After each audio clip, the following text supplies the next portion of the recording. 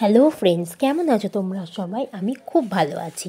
তাহলে চলো আজকে একটা নতুন ডেস্টিনেশনের দিকে তোমাদের সকলকে নিয়ে যাই। এর আগে আমি একটা শর্টস ছেড়েছিলাম এবং সেটাতে খুবই ভালো রেসপন্স পেয়েছি, তাই আর দেরি না করে ব্লগটাও তাড়াতাড়ি তোমাদের সামনে এনে হাজির করলাম। তো আমরা আজকে যাচ্ছি রাজহাটের লাহিড়ী বাবার আশ্রমের পথে। তো তোমরা যারা কলকাতার দিকে থাকো তারা অবশ্যই এক ট্রেনে করে ব্যান্ডেল স্টেশনে নেবে, সেখান থেকে একটা অটো বা টোটো বুকিং করে নিতে পারো এবং চলে যেতে পারো রাজহাটের লাহিড়ী বাবার আশ্রমের দিকে। এবং আমি জানি ওখানে অনেকেই গেছো এবং যারা যাওনি তারা আর বেশি দেরি করো না। তোমরা অবশ্যই হাতে যদি 2 থেকে 3 ঘন্টা সময় থাকে অবশ্যই তোমরা লাহিড়ী বাবার আশ্রমটা ঘুরে আসতে পারো। এ দেখো আমরা একটা অটো বুকিং করে নিয়েছি এবং আমার বাড়ির সামনে থেকেই অটোর দাদা 600 টাকা নিয়েছে যাওয়া আসা মিলিয়ে। আমি, আমার মা এবং আমার ছেলে মেয়ে আমরা 4 জন মিলে বেরিয়ে পড়েছি রাজহাটের লাহিড়ী বাবার উদ্দেশ্যে। গন্তব্য ছিল আমাদের সেটাই আজকে।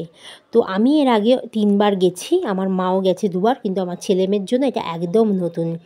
ওরা যেহেতু একদমই ছোটো তাই ওদের প্রত্যেকটা জায়গায় হবে একদম নতুনত্ব এবং তারা খুবই এনজয় করেছে, এটুকু আমি তোমাদের বলতে পারি। তোমাদের বাড়িতেও যদি বাচ্চারা থাকে তারাও বোর ফিল করবে না ওই লাহিড়ী বাবার আশ্রমে গিয়ে, কারণ ওখানে প্রচুর ফুল রয়েছে এবং রয়েছে পার্ক, যেখানে তারা অনায়াসেই খেলাধুলা করতে পারবে।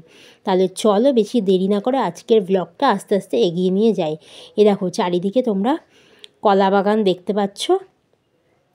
এখানে আবার একটুখানি এগিয়ে আমরা দেখলাম পিকনিক স্পটও রয়েছে, মানে যেহেতু শীতকাল তো এখানে অনেকেই পিকনিক করতে আসবে, তো জায়গাটা খুবই সুন্দর। এ দেখো আমি পৌঁছে গেছি লাহিড়ী বাবার আশ্রমে এবং পিছনে আমার ছেলে মেয়ে এবং মাও দাঁড়িয়ে রয়েছে। দেখেছো এইখানের জায়গাটাও এত সুন্দর যে কি বলবো, খুব শান্তি অনুভব করছিলাম, মানে বেশি হ্যারাসমেন্ট নেই, বেশি চেঁচামেচি নেই, মানে খুব একটা শান্তি ফিল করছিলাম।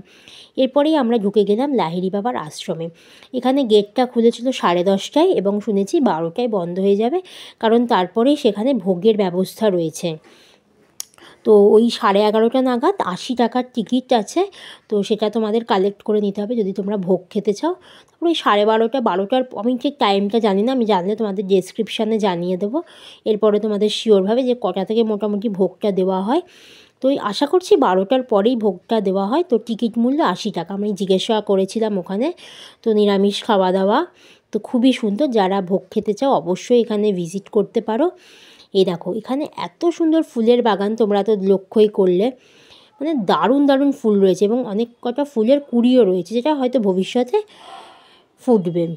তো দেখো এখানে একের পর এক মূর্তি আমরা দেখেছি, স্ট্যাচু খুবই সুন্দর।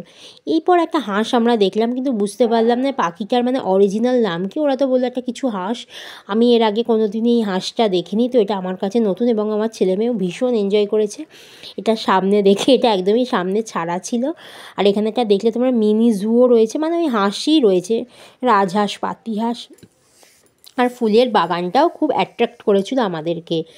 তো দেখো এই হাঁসটা সামনেই ঘোরাঘুরি করছে, তো অনেকে আবার ভয়ও পাচ্ছিল, কিন্তু আমার ছেলে মেয়ে বেশ এনজয় করেছে এবং ভয় ফয় বলে তাদের কিছু নেই। আমিও দেখেছি এটা এবং খুবই এনজয় করেছি। দেখো বন্ধুরা কী সুন্দর দেখতে। এরপরেই আমার মেয়ে আমার সাথে একটা সেলফি তুলে নিল এবং আমার ছেলেও।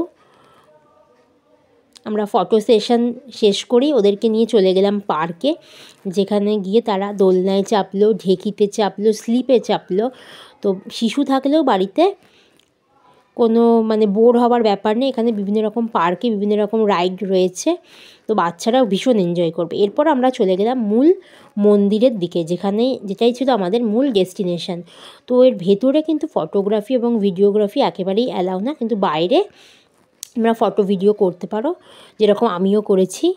দেখেছো মন্দিরটা এত সুন্দর, আর সামনেটায় জল রয়েছে যেখানে পাটা ধুয়ে তোমাদের মন্দিরে প্রবেশ করতে হবে। তো যাতে পুরো ফিল আসে যে একটা সুন্দর মানে শান্তি অনুভব করি, আমরা ভক্তি অনুভব করি, পুরো পাটা ধুয়ে আমাদের মন্দিরে প্রবেশ করতে হবে। আজকের এই ভিডিওটা যদি তোমাদের ভালো লেগে থাকে প্লিজ লাইক, শেয়ার এবং কমেন্ট করতে একদম ভুলবে না। আশা করছি ভালো লাগবে। আর আমি যদি কোনো ভুল বলে ফেলে থাকি মানে মন্দিরের বিষয়ে আমাকে কমেন্ট করে জানাতে পারো। টাটা।